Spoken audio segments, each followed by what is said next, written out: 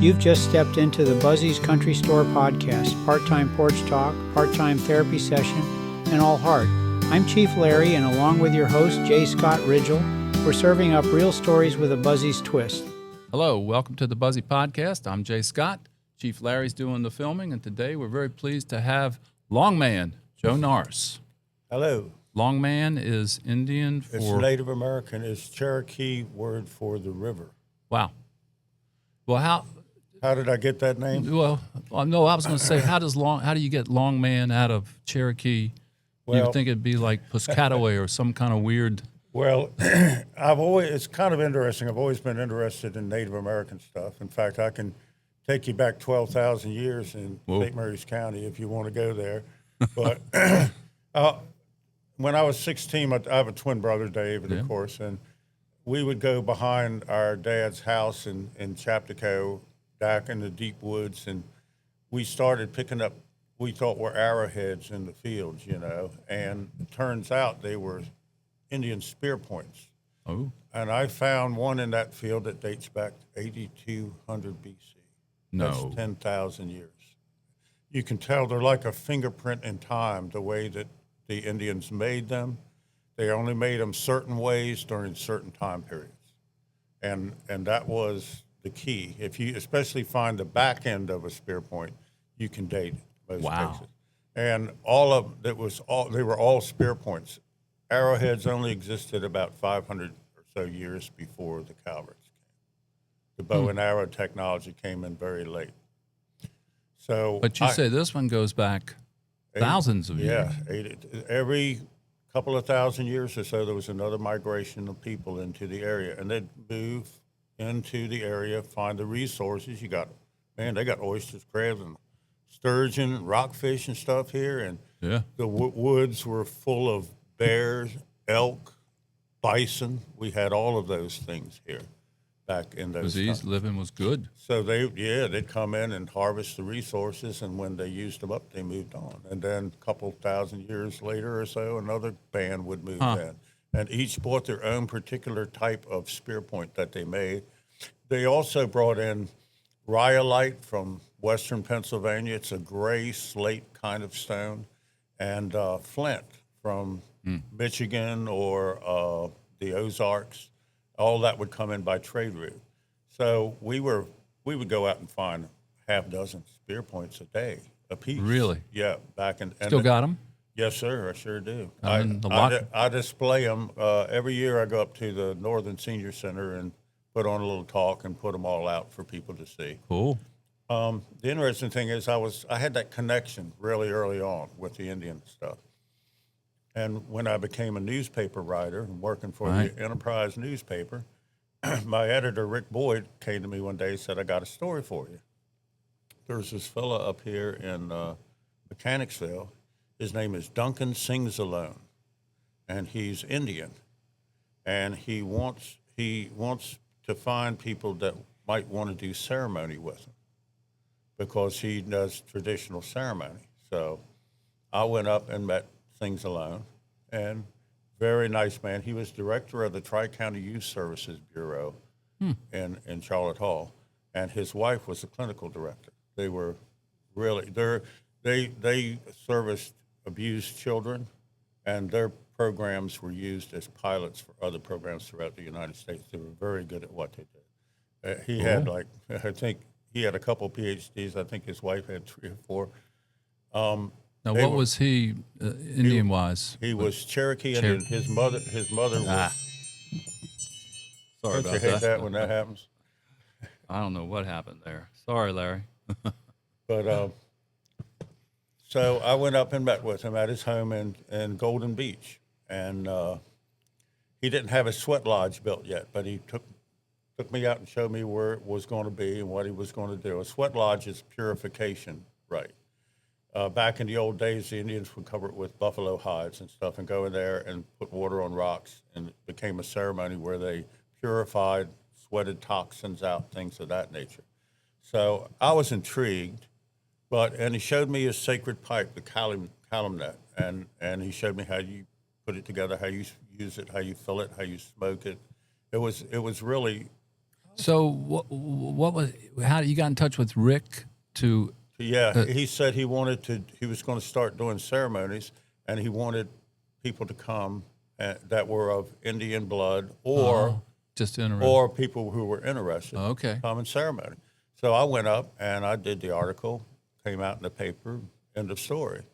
Well, Dee Duffy down here, Duffy's Tavern, her mother was full-blood Cherokee. Was she really? And knew that. had a face like a road map. You see all those lines. Yeah. And Dee knew she was Cherokee, and she wanted to, so she started doing ceremony up at Duncan's. Can you imagine driving all the way Sure. from Scotland to Golden Beach once a week to do ceremony? And I was, of course, playing music down at Duffy's at that time, which when I played here at Buzzy's store was played music back in the 80s, you know. So Dee started saying, Duncan really wants you to come to ceremony. I said, well, I might want to go sometime, And I never took it very seriously. And it was like a 6-month period went by where she said, Duncan really wants you to come to ceremony. She sure she didn't want you to go? That's Yeah. So I said, well, they were going to have something called the green corn ceremony in June where they have a big feast and every dish has got some form of corn in it. So I went up, I said I was going to go, and then I begged off at the last minute, did something else. And she come back the next week, she goes, Duncan really wants you to come to ceremony. I said, okay. So I went to ceremony at Sings Alone's, and I went back every Saturday night for the next 4 years. You did it every week? Every week. Now, when you say ceremony, is this like? That's the sweat lodge. Basically, the sweat lodge is the womb of the grandmother. They call Grandmother Earth. It's the womb of the grandmother. You go in naked like you came out. We wrap towels around. We're not, we're discreet. But you go in, you're basically naked, and you close down the lodge, and you put water on the rocks, and you sweat all the toxins and stuff out. It's 4 rounds. And each round, ironically, represents a cycle of life, birth, life, and at the end, you at the 4th round, you're born again. You come out of the womb of the grandmother, and that's basically the ceremony. You smoke the sacred pipe. The native, now I have to say this, Sings Alone was Cherokee, but his teaching was Lakota Sioux. He wanted to know more about the Indian way, and he didn't know how to find it. What happened was this man was a Methodist minister for 16 years in Texas. He really was. He was the choir director. His father had been a minister. He became a minister. And then his wife and him split up, and he could no longer be, at that time, a minister in the church. So he had to find something else to do. He went back to college, got his PhD, and was teaching college in Gainesville, Florida. And some of his students came to him and said, he was also having some dreams. This is interesting. He was having these dreams that were really troubling to him. And they were decidedly Native American in nature. And he knew he had Native American blood, but he'd never followed that path or looked into it. So some of his students came to him and said, there's this Cherokee medicine man named Rolling Thunder, he's had a book written about him by Doug Boyd. That's a wonderful book. He's coming to do this talk over in Eagle Mountain, Georgia, and would you like to go? And he said, I wasn't going to go, but then he said the next morning I had this dream where there was a mummified baby in my closet. And I went in there, and these doctors were all looking around, and the baby opened his eyes, and one of the doctors said, behold, the baby lives. He goes, I think I want to go. So he went with them to Rolling Thunder. He said everything Rolling Thunder said in his talk, he said it was aimed right at him. He said it just hit him right in the heart. Next morning, before the next day of lecture began, he'd stand out front with the students, and he turns around and Rolling Thunder standing right next to him. For real? For real. And he said, you're Indian. He said, well, yeah, I'm like 25% on my mother's. That's bullshit. You're Indian, and you're miserable. In front of all the students, he did this. Yeah, he said, you want to learn these ways? Come live with me, and I'll teach you. So Sings Alone found a job out in Carlin, Nevada, where Rolling Thunder lived. He was he worked on the railroad when he wasn't doing medicine work. But that man healed people of stuff that the doctors were baffled by. He could heal them. He just knew how to heal the spirit. He was a medicine man, a real live medicine. Wow. Now, Duncan said he didn't teach me anything about the ceremonies, ironically enough. But he did teach me how to live Indian in a white world, and he said that's not an easy thing to do. So he came back to Maryland. He got a job, I guess, with the Tri-County Youth Services Bureau at the time. And he heard of this Lakota man up in Emmitsburg, Maryland, who was doing ceremonies, sweat lodge. And so he got in touch with him and went up there, and that's where he met George White Wolf. Now, George and his family came from Pine Ridge Indian Reservation. They grew up poor. They were out there when the FBI stuff all happened in the early 70s and had intimate knowledge of it. Wow. So he taught Sings Alone, the Sweat Lodge, and the Vision Quest. And the Vision Quest, you go out and fast food and water and stand on the hill and pray for a vision. The first year is 1 day, 1 night. Second year is 2 days, 2 nights. Third year is 3 days and 3 nights. Oh, And the last one is 4 days and 4 nights. That's the hardest one. I'll bet. And when Duncan was on his 4-day, 4-night vision quest, he got struck by lightning No. and taken out of his body. Yeah, he said this old grandfather took him way down in the earth. And there was a circle of grandfathers down there, and they said, he's not ready yet. We'll talk, we'll teach him through you, talking about the man who was with him. And that's how he met his spirit guide. And whenever we did Sweat Lodge, if we came in with a question or a dream or something, he would go and talk to his spirit guide, and he'd go talk to the 6 grandfathers. They'd tell him the answer, and he'd come back and tell Duncan, and he'd tell us. It was really a fascinating time. So You say you did it for 4 years? I did that for 4 years. This 4 keeps coming up. Yeah, I it's noticed. it's sort of an important number. Yeah. And how many of it were you? You and D and 3 or 4 others? No, there were folks that came from all over. We'd have people come in from Baltimore. Really? Yeah, all over. Weekly, every Saturday night? Yeah, every Saturday night. As long as they weren't out of town doing something else, we sweated. And it was a good time. So I'd been doing this about 6 months. And Duncan says, the spirits tell me that your name is to be Long Man. Oh. And I said, okay. Most people ask for a name, but I had never asked. They just came and gave me one. And he said, there's a reason they're giving you this name. You won't understand it right away, but eventually you will. It took 4 years. Again, the number 4. When I was 7 years old, my cousin lived down in Abel, Maryland, in the 7th District, on I think it's Canoe Neck Creek down there. Mm-hmm. Ironically, I played whole summer right next to that Morris Point restaurant. Mm-hmm. That used to be ebb tide when we were kids. My cousin Mama's half brother lived up that creek. And we'd go there and visit. And when we were 7 years old, David and I were sitting on the pier, just horsing around. I fell into the water. Well, I couldn't swim. I was basically drowning. I was going down the last time. 3rd time, yeah. And my cousin happened to be standing there. He realized what was going on. He dove in and saved my life. And the river had already claimed me, see? And Long Man is the Cherokee word for the river. Right. So they gave me that name because they knew, even though I had forgotten, that the river had claimed me long, long ago when I was a very young child. Wow. And when I realized that, it was like yeah. It was like something hit me in the head. I said, damn, that's pretty cool. So I was doing ceremony up there for, like I say, 4 years. Well, longer, a lot longer than that. We altogether we ceremonied about 20 years, but the first 4 years were intense.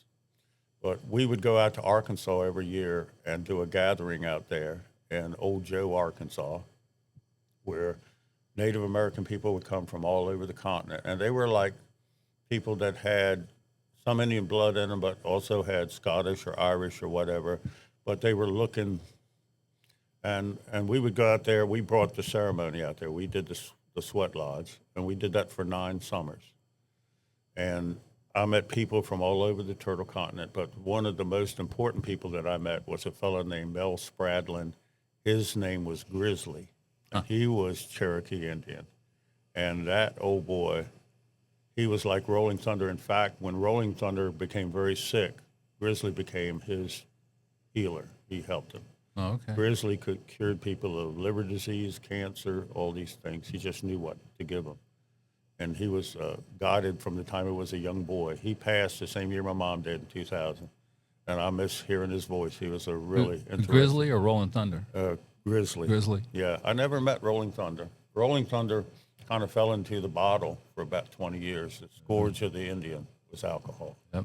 And he battled it. When he finally came out of the fog, he needed healing, and he talked to Grizzly, and Grizzly became his healer until he died. So kind of interesting how that all came full circle, too. Well, yeah. All I want to know is how you got the name Longman. Yeah. Wow. Yeah, long story short. We're over. We're done. Yeah, those. Wow. You know, What the story. thing about the Native people don't realize there's an old quote by a Indian chief named Joseph Seattle, and I've never forgotten it. The minute I read it, I knew it rang so true. He said, "The white man will never be alone. These shores will teem with the invisible dead. The dead are not powerless. Dead, did I say? There is no death, just a change of worlds." Wow. How about that? Yeah. Yeah. And you think of that. That's. I mean, so much of our lives is spent trying to figure out what happens when we pass on, when we move on from here. I don't think it's as cut and dry as some people think it is. Oh no. There's a lot, and how many haunted houses have I lived in St. Mary's County? I mean, seriously. Yeah. Well, right down here at Point Lookout, and it's funny. I've been asking people, "Do you believe in ghosts?" Mm-hmm. And the majority, right away, "Nah, I don't believe that." And I go, "Well, you're a Christian. You believe in God and Jesus and Mary and the resurrection and all that, right?" Well, we were brainwashed, and yeah. I said, "But you believe that, right?" And they'll begrudgingly kind of go, "Yeah," but they still won't kind of back off and say, "Well, they're spirits, ghosts." I've lived in so many haunted houses. When I lived in Chaptico, I lived in every old house just about. Well, that was the one thing we'll get to your book is all the homes that are up there, and I know nothing, Hazelhurst and all these other, like Antebellum, are they still there? A good many of them Are they? Well, they yes. should be because they're, and I'm looking at it going, wow. You know, we had one or two here in Ridge, but. Such a shame that old tavern got knocked down. The tavern dated from the 1700s. Now, let's talk about that. In your book, you say there were 6 businesses, general merchandise stores in the town of Chaptico, and then 4 of them, I guess, were, you had a blacksmith. All 4 stores sold liquor in addition to the tavern, which stood in town. Mm-hmm. This led to a lot of barroom brawls on Saturday night, according to Mr. Fowler. So there were 4 stores. Usually the stores had, like, the bar. Everything. The Right. old dry goods, everything, pots and pans and things hanging from the rafters. Mm-hmm. You could get molasses. Mr. Fowler used to say it took a good hour to get a quart of molasses in the wintertime out of that barrel into a quart jar because it'd be so cold, Uh-huh. But they had everything. And in the back, they always had their little bar. You could, if you knew how to ask, you could get some of that shine, Uh-huh. Now, that old tavern that we're talking about specifically was Golf's Tavern.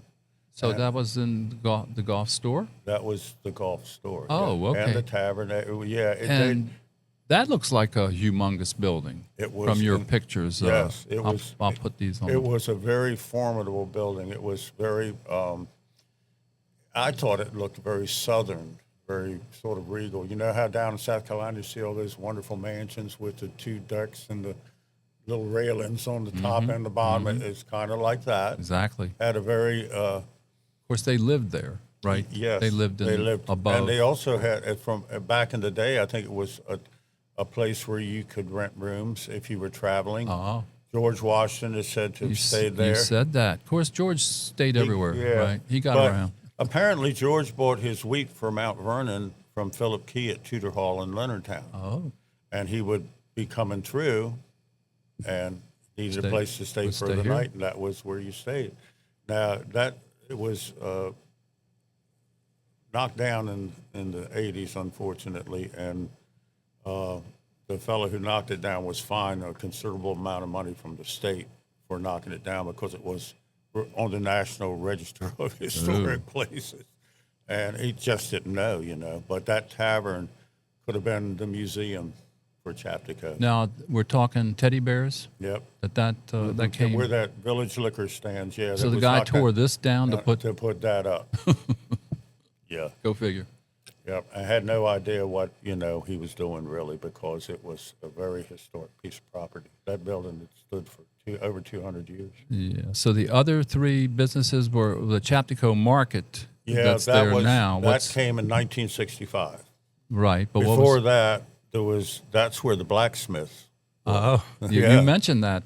You had to have a blacksmith because everybody. Bob. You mentioned it. Yeah, Bob Brookbank. Right. I had the good fortune to meet a lot of the town's citizens who are now gone, and they told some wonderful stories. Mr. West Lyon, who was a dear friend, he was in World War II. He led a tank destroying division in northern Italy. He was awarded the French Cross for bravery. And he told me that Mr. Bob Brookbank, the old blacksmith, he said that man did something that not too many people get to do. He saw the first automobile come into being, and he saw a man walk on the moon. Yeah. Now, there's a great story about that, about the first time we were walking on the moon. Old Gum Tavern over in the 7th District, St. Mary's County. Sure. It's pouring down rain so hard you can't see, and all them watermen that usually out there on the river are all crowded into that smoky bar room, throwing something back, you know what I'm saying? Oh, yeah. And they're watching the men walk on the moon on the television. And one of them finally goes, by God, I don't know why anybody would want to walk on the damn moon. He said, there ain't one bushel of hard crabs on the moon. And some other fella goes, my God, I don't believe there's no oysters either. But they all knew the reason it was pouring down rain because they were up there messing around on the damn moon. See, that's the way they were thinking. Well, you'd hear it. People say, ever since we landed on that moon, we've had people been sick and ever since we landed on that moon. It's funny what folks will think. Well, I thought you were going to say they didn't believe it, that they were denying that it really was. That's a recent phenomenon development. I don't know. We watched it on television. I did too. Yeah. And whether it was staged in Nevada somewhere or it really happened, I expect that we get up there, we'll find trash like we do everywhere. Well, these satellites that we've been sending up there. Yep. Hey, let's go back, and now we'll move up to the 70s. But I'd come home. I got out of the Army in 70 and rolled back in here and started playing ball. And I ran into Lance Keyball, and he had a bluegrass band. Yep. And so I come to Dad and said, hey, I was like Mickey Rooney in those we'll have a party.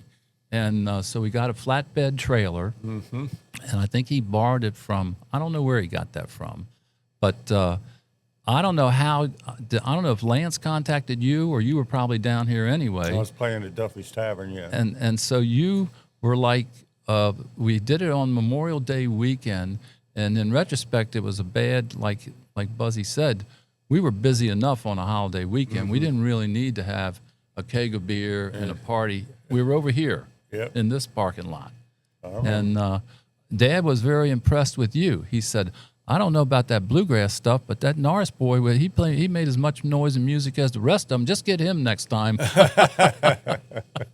You know, I can remember interviewing my uncle for a magazine, Chesapeake Country Life, which was published over in Calvert County.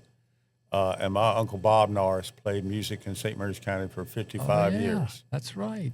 Wow. And I'm catching up with him. I think it's been about, it's 50 years this year since I started playing in public. So I've only got 5 years to go, and I'll be right there. Catch Uncle Bob. Yeah, Uncle Bob Norris and the Country Cousin. Yes. Well, you saw Pat Woodburn's article in the Historic Society on the bands. They did 2 parts. Pat had so much material. Oh, I'm sure he did 2 articles on that. Yep. And that to me was fascinating. Yeah, that's fascinating stuff. My favorite was Rocky Willis. Rocky Willis. I was going to say Rocky Willis and the Tobacco Patch Playboys. What a great name for a band.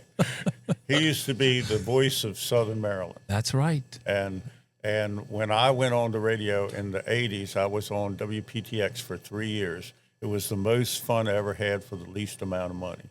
I think I made $38 every other week to get up at 5 o'clock in the morning. You were the morning man. And sign the radio station on. And of course, they had this stuff on the cart that you were supposed to play. I think it was Men at Work and Linda Ronstadt, Blue Bayou and stuff. There wasn't very much on there that I really cared for. So I started taking my albums and playing songs that I liked.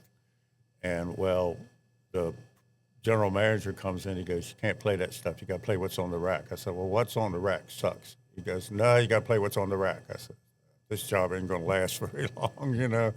And then people started calling him and saying, we want that other stuff he was playing. And he came in red in the face. I'll never forget it. He said, play whatever you want. Okay. I played old-time country and bluegrass from 5:30 a.m. to 9 a.m. And then I played Gordon Lightfoot, Jonathan Edwards, John Prine, all this other stuff, but not their hits. I played the other stuff on the albums that you never heard. Yeah. And, man, people loved it. I would love to do that again. That was just so much fun. Yeah. I did it for 3 years, but then I was playing down here at Duffy's Tavern Friday nights till 1 o'clock in the morning, driving an hour home to Chaptico, getting up at 5 o'clock and signing the radio station on for 38 Is that back in Lexington Park? PTX was in that little yeah, right on St. Andrews Church Road, yeah. Oh, it was there. Yeah. It wasn't in the park itself. Nope. So you didn't have to go too far. Did you do the soundboard? Did you have a soundboard? Yeah, but they did. At first, they didn't want me playing the album, so they took the turntables out of the studio. But they had a Studio B with turntables that they used to record commercials, and you could flick a switch and broadcast out of there. So that's what I did. Took all the commercials over there, took my albums. I took in about 24 albums a week and just played whatever. Actually, some of the time I kept my albums right there. I just didn't. But I'd play all. It was a lot of fun. Is that? Well, you did that for 3 years. Were you working at the paper then too? Yeah, I was working at the newspaper. Playing music at night. Playing music at night, and yeah, it was a wild time. I was young. Yeah. Well, when you're young, you can do that kind of stuff. Well, 1984, that we had the 350th anniversary of Maryland. And it was during that time that I was on the radio, I think. But we were talking about that's how that little book came to be that you have in front of you there, the Chaptico book. And Shelby Guazzo, who just passed, I wanted to honor her. She was the chairman of the Chaptico Hysterical Society, as we called it. And we decided to put together this little book, which takes it from Chaptico is, all the roads in St. Mary's County at one time crossed in Chaptico. That's what you say, yes. And yes, all roads lead to Chaptico. And Chaptico is 3 Algonquin words shoved together. Huh. And there are 132 Indian name places in the state of Maryland. Chesapeake, Potomac, Patuxent, Mattaponi. All those are Algonquin words. Wicomico. There's 2 Wicomico rivers. I know. Because Wicomico, or Wicomic, there's glottal stops and stuff that they use. The English were like, what in the hell is he saying? And they were writing it down as best they could. But Tico, or something like that, was the word for water, river. and CH is the word big, and ap was the word for broad or wide. So they were basically saying it's a big, broad river. Chaptico is 3 words what meant big, broad river. Chesapeake, great, big, great, Shellfish Bay. It's Wow. yeah. And there's a fella named James Kenny who wrote a book in 1962. I found it in the Historical Society. It's a dictionary of Algonquin words and terms and names. So Mattapanai over on the base means where the waters meet. The Chesapeake Bay meets the Patuxent River there, where the waters meet. Wicomico means the pleasant village. They thought they were telling them the name of the place. They were basically telling them, we like living here. It's a beautiful place. You know, isn't that funny? So they told them that here, and they also told them over on the Eastern Shore, same language. Wicomico basically meant pleasant. It's a pleasant village. We like living here. Oh, the land of pleasant living. Yeah, That's where that came from. Could have been, maybe. You know, on that 250th, my mom was a secretary with that. 350. 350. And George Aud, she got to ride in the parade car. They had a parade through Leonardtown. In fact, my daughter was born, Reagan, was born in 84. And I have a note from Mom, sorry I can't come to the hospital. I'm in the parade that particular day. So I always track that time. Mom loved that.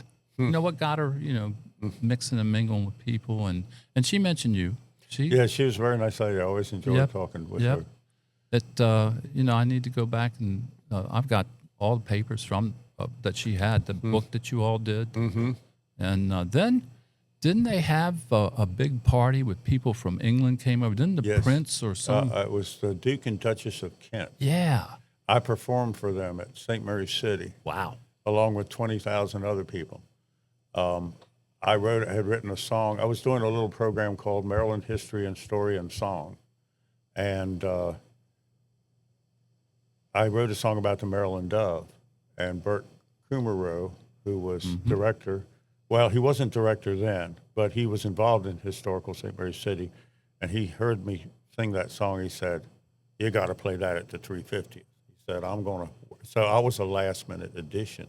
That they had this whole big program, and I was the first one to perform, and I went out and sang Across the Water for 20,000 people. That's pretty good. It was pretty. That's the biggest audience I ever had. I'll bet. Hey, how about we'll pick this up in part 2, but I want to talk about the Maryland-Brooklyn connection. Yes, that's a real interesting story. I know. I love that story. And we'll say goodbye for now. See ya. Thank you very much. Stay tuned for part 2. This is Chief Larry, and if you're enjoying J Scott and the Buzzy's Country Store podcast, please like, subscribe, and share. And as always, you're always welcomed here at Buzzy's.